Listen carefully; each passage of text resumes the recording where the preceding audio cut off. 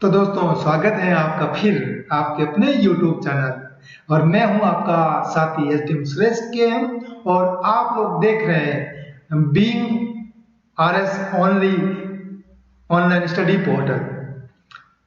तो आज हम चल रहे हैं रेखांकन की टॉपिक वित्तीय विवरण विश्लेषण की विधि technique of financial statement analysis.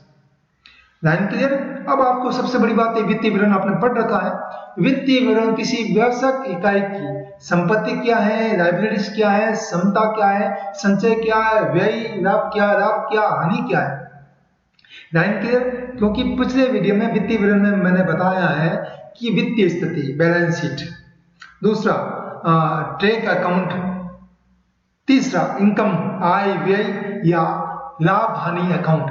तो कोई वित्तीय विवरण किसी वाणिज्यिक इकाई की ट्रैकिंग अकाउंट, लाभ हानि अकाउंट और बैलेंस शीट के बारे में बताता है, जिसके द्वारा उस कंपनी की स्थिति के बारे में जाना जा सकता है।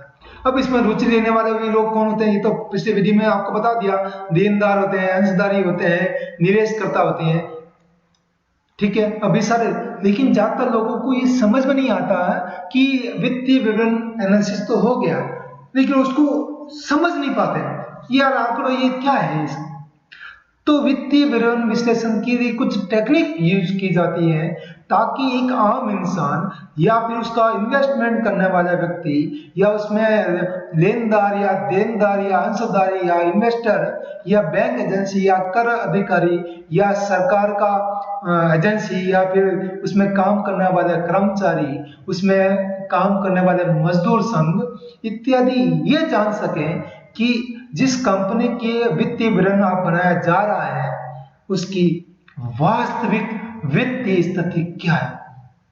तो इस कारण वित्तीय किसी कंपनी के, किसी फर्म के, किसी वाणिज्यिक गतिविधियों के वित्तीय विवरणों के एनालिसिस करने के लिए या विश्लेषण करने के लिए या व्याख्या करने के लिए विभिन्न तकनीक अपनाई जाती है।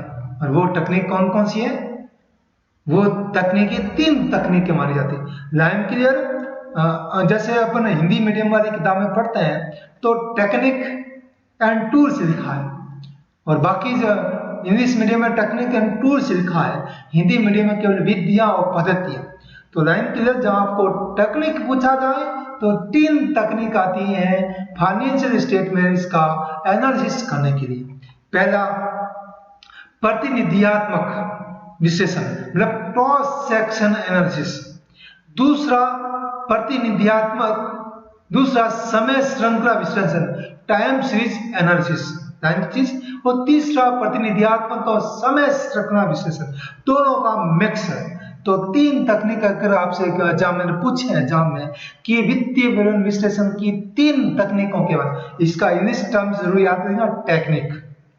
3 तकनीक आपके सामने दी है, cross sectional analysis technique, time series analysis technique and cross sectional come time series analysis. Line चीज क्लियर। अब आगे चलते हैं। पहला आता प्रतिनिधियात्मक विश्लेषण क्रॉस सेक्शन एनालिसिस, मतलब इसे अंत फर्म, मतलब फर्म के बीच का कि आपकी कंपनी के वित्तीय विवरणों का एनालिसिस करना, फर्म के अंदर ही एनालिसिस करना। इसमें क्या होता है, किसी इकाई की एक विशेष लेखा अवधि में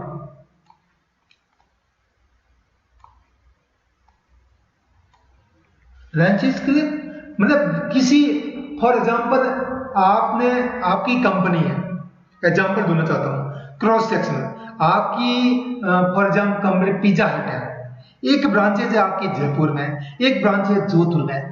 तो क्रॉस सेक्शनल एनालिसिस जयपुर और जोधपुर के ब्रांचों का एनालिसिस करेगी, आपस में उसकी तुलना करेगी।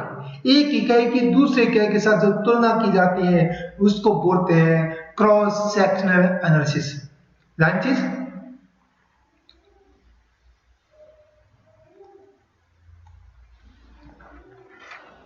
क्रॉस सेक्शन एग्जांपल देता हूं। माना एक कंपनी ने 15% लाभ प्राप्त किया और दूसरी कंपनी ने अगर उसी चीज उस मतलब जो आपको अभी एग्जांपल दिया मैं, एक कंपनी जो आपकी ब्रांच है आपकी जयपुर वाली, उसने 15% लाभ अर्जित किया और दूसरा है जो 16% जोधपुर वालों ने, तो हम ये कह सकते हैं कि दोनों ब्रांचों को हमने बराबर बराबर पूंजी दी है, बराबर बराबर इन्वेस्टमेंट किया है। अगर जयपुर वाले की तुलना में जोधपुर वाली कंपनी ज्यादा लाभ कमा रही है तो मान के चलिए जोधपुर वाली कंपनी ज्यादा बेहतर है। ये बात क्रॉस सेक्शनल एनालिसिस। दूसरा आता है टाइम सीरीज एनालिसिस। ये भी फर्म के अंदर की तुलना कहलाती है। इस पद्धति से वित्तीय विवरण की विभिन्न मदों के बीच में, अब मद कौन से लाइन चीज के लिए वित्तीय विवरण के मद कौन सी है भाई बता दिए। वित्तीय विवरण की विभिन्न मदें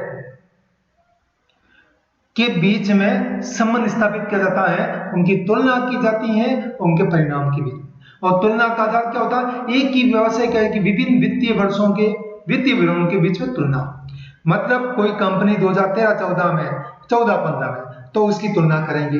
लाइन क्लियर। एक विशिष्ट वर्ग में दोनों चीज आगे ना, एक विशिष्ट वर्ग में अलग अलग व्यवसाय के वित्तीय विवरण, या तो अलग अलग वित्तीय वर्षों की तुलना कर रहे हैं या एक ही वित्तीय वर्ष में जयपुर की और जोधपुर की तुलना कर रहे हैं। तो समय के अनुसार समय श्रृंखला टाइम सीरीज में समय के अनुसार जो एनालिसिस किया जाता है उसको टाइम सीरीज एनालिसिस कहते हैं। तीसरा आता प्रतिनिधित्मक समय सहित समय श्रृंखला क्रॉस सेक्शनल कम टाइम सीरीज एनालिसिस। मतलब वो टेक्निक जिसमें दोनों का मिक्सर होता है। ये दो या दो से अधिक निर्धारित रेखांकन अवधि में वित्तीय विश्लेषणों की तुलना में की जाती है और दोनों का मिक्सर सबसे बड़ी बात है। अब आप सुन रहे होंगे एग्जाम में आपके या तो पूछेगा वित्तीय विवरण एनालिसिस की टेक्निक, वर्ड आएगा टेक्निक, इंग्लिश वर्ड जरूर याद कीजिए। और टेक्निक होती है 3, 1, 2 और 3। अब आती है वित्तीय विश्लेषण के साधन या tools of financial statement analysis. Important बात है आप लोगों के लिए जो मेरा वीडियो सुन रहे हैं। एक सबसे इंपॉर्टेंट मैं आपके सामने कह रहा हूं कि टूल्स और टेक्निक अंतर आती है। तो टेक्निक तो 3 होती है, टूल्स आती है अलग। वित्तीय विवरण का विश्लेषण और व्याख्या के लिए जो प्रयोग किया जाता है उसको टूल्स कहते हैं। उनके विभिन्न टूल के माध्यम से विभिन्न कंपनियों के वित्तीय विवरणों के बीच में संबंध स्थापित किया जाता है और ये टेक्निक होती है। ये जो टूल्स है वित्तीय विवरण एनालिसिस के टूल्स है वो टूल्स है 6। पहला टूल्स तुलनात्मक वित्तीय विवरण, दूसरा समान आकार विवरण विश्लेषण, तीसरा प्रवृत्ति विश्लेषण, चौथा अनुपात विश्लेषण, पांचवा कोष प्रवाह विश्लेषण या फंड फ्लो एनालिसिस, छठा रोकड़ प्रवाह या फिर कैश फ्लो एनालिसिस। तो 6 आपके टूल्स होते हैं जो वित्तीय विवरण एनालिसिस के लिए साधन के रूप में काम आते हैं। अब पहला टूल की ओर चलते हैं जिसको बोलते हैं तुलनात्मक वित्तीय विवरण। तुलनात्मक कंपैरिजन फाइनेंशियल एनालिसिस। तुलना से आप समझ सकते हो ना कि तुलना का मतलब होता है वित्तीय विवरण का तुलनात्मक अध्ययन। व्यवसाय की वित्तीय विवरणों के पिछले वित्तीय वर्ष के वित्तीय विवरणों से तुलना की जाती है। मतलब 2020-21 का 22-23 के साथ तुलना करेंगे, 14-15 का 15-16 के साथ तुलना की जाएगी। उस तुलना के बीच में जो साधन अपनाया जा सकता है कि कुछ लॉस हुआ या प्रॉफिट हुआ, कहाँ गलतियां की है और उनके अच्छी बातें कौन सी है, उनकी कमजोरियां क्या है, उन चीजों को देखने के लिए काम नहीं सकते। अब सबसे बड़ी बात वित्तीय विवरण मैंने आपको बताया है। वित्तीय विवरण 2 तरह के होते हैं, ठीक है। कौन सा? स्थिति विवरण और आय विवरण, बैलेंस शीट और इनकम स्टेटमेंट। इनकम स्टेटमेंट 2 आता है, ट्रेड, और दूसरा आता है अपना लाभ हानि। चीज क्लियर। अब आता है पहला अपन जिसको बोलते हैं तुलनात्मक स्थिति विवरण, मतलब कंपैरिजन बैलेंस शीट स्टेटमेंट। तुलनात्मक स्थिति विवरण किसी इकाई की विभिन्न परिसंपत्तियों और देयताओं को एक तिथि पर दिखाए गए शेषों का दूसरी तिथि के शेष की तुलना में दर्शाता। मतलब तुलनात्मक स्थिति, तुलना आ गई, स्थिति विवरण क्या था, स्थिति स्टेटमेंट क्या था आपके पास, स्थिति स्टेटमेंट में आता है समता, संपत्ति और लायबिलिटीज, तीन चीज आती है।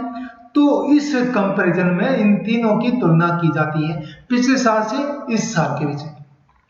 देख लीजिए, पहले आता बड़ा इसमें आप देख लीजिए, जब मैंने आपको एग्जांपल दिया कि तुलनात्मक बैलेंस शीट में सबसे पहले आता है समता और देयता है, मतलब आपकी क्या क्या लायबिलिटीज है, क्या क्या आपके अंशधारक है, क्या पास आपके पास पूंजी है, खुद के पास पूंजी। तो पहले जो विवरण किया जाता है, एनालिसिस किया जाता है समता या देयता, जिसमें अंशधारक कोष कितना आपके पास, आपकी पूंजी के अंश पूंजी कितनी है, समता अंश पूंजी कितनी है, ये सारी चीजें आपके पास, खुद के पास कितना पैसा है, लाइन क्लियर।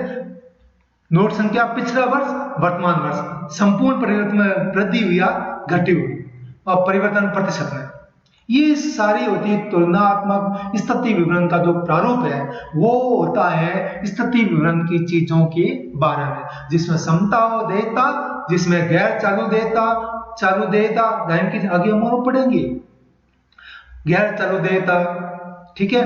और दूसरी आती संपत्तियां, परिसंपत्तियां, गैर चालू परिसंपत्तियां, चालू संपत्तियां, ये सारी चीजों का जो पिछले साल से इस साल से तुलना की जाती है, तो वो होता है तुलनात्मक स्थिति विवरण एनालिसिस। चीज क्लियर। दूसरा आता है अपना तुलनात्मक लाभ या तुलनात्मक आय विवरण या लाभ हानि विवरण। आय विवरण से व्यवसाय के परिचालन के परिणामों का पता चलता है, ये व्यापार के लाभ हानि और चीज क्लियर। तुलनात्मक आय विवरण मतलब जो वित्तीय विवरण के लाभ हानि स्टेटमेंट या ट्रेड स्टेटमेंट की कंपैरिजन की जाती है, वो होता है तुलनात्मक आय विवरण, लाभ हानि विवरण। इसमें भी पिछले साल के हिसाब से तुलना की जाती है।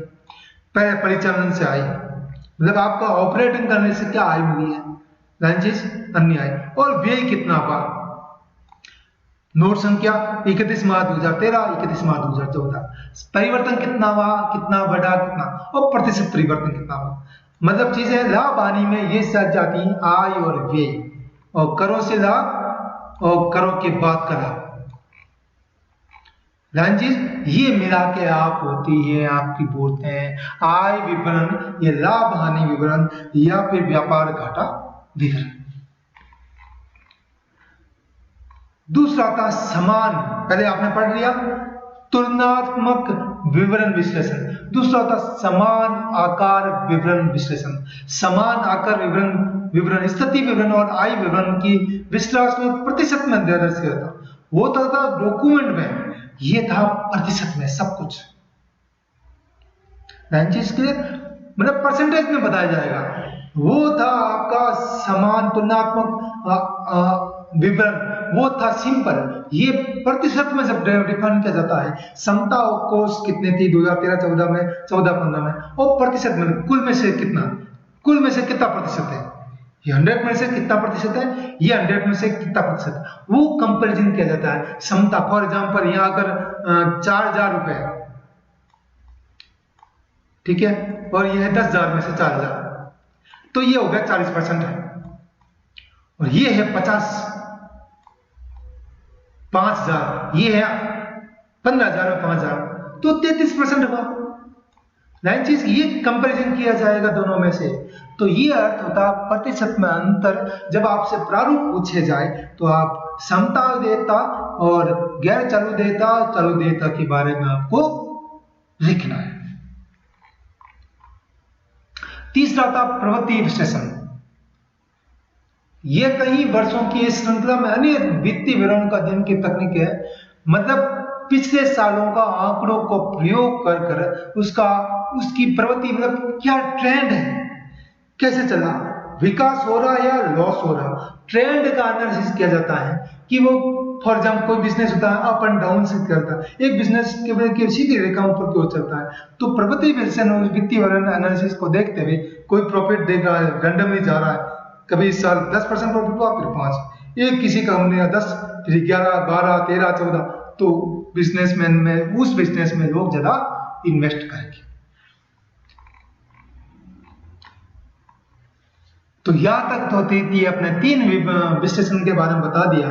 अगले वीडियो में हम आपको और बताऊंगा। सादर जय हिंद,